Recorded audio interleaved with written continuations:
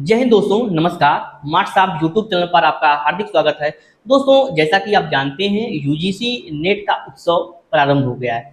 हम इसलिए उत्सव इसको कह रहे हैं क्योंकि तमाम फेस्टिवल्स भी हैं और परीक्षा भी एक उत्सव होती है विद्यार्थी के जीवन में। तो इन उत्सव की शुरुआत हो चुकी है, फॉर्म भी भरे जा रहे हैं और इस बार यूजीसी नेट ने बहुत बड़ा परिवर्तन किया है। उसके साथ एग्जाम डेट को भी घोषित कर दिया है। दोस्तों, जैसा कि आप जानते हैं, पहले जब यूजीसी नेट के फॉर्म आते थे तो उसमें एग्जाम डेट मेंशन होते थे, परंतु इस बार परीक्षा की तिथि नहीं आई थी और एप्लीकेशन फॉर्म भरा जा रहा है। लगभग 1 माह का आपको समय दिया गया है, उसके बाद आपकी परीक्षाएं सुनिश्चित हैं। आपने यह भी देखा होगा कि यूजीसी नेट ने अभी एग्जाम के लिए कैलेंडर भी जारी कर दिया है, किस डेट को यूजीसी नेट की परीक्षाएं होंगी।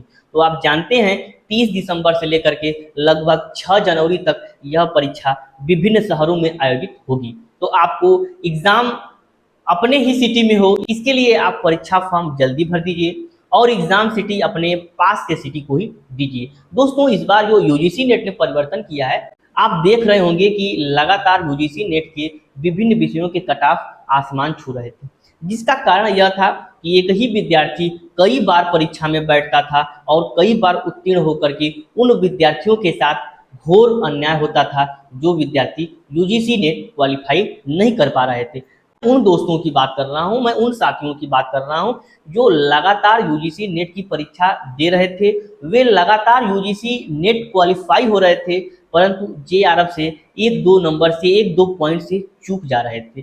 तो वे अभ्यर्थी बार बार फॉर्म को फिलअप कर रहे थे और जेआरएफ बनने के चक्कर में वे नेट बन रहे थे। और आप जानते हैं तो 6% का रेशियो है, उसमें शामिल होकर के उन विद्यार्थियों को बाहर कर देते थे जो फ्रेशर होते थे। इस बार यूजीसी ने बहुत ही सकारात्मक कदम उठाया है और उन विद्यार्थियों को बहुत बड़ी राहत भी दे दी है जो यूजीसी नेट क्रैक करने की क्षमता रखते हैं। जी हाँ दोस्तों, इस बार only for PhD, only for NET और ओनली जेआरएफ 3 सेक्शंस में बांट दिया गया है।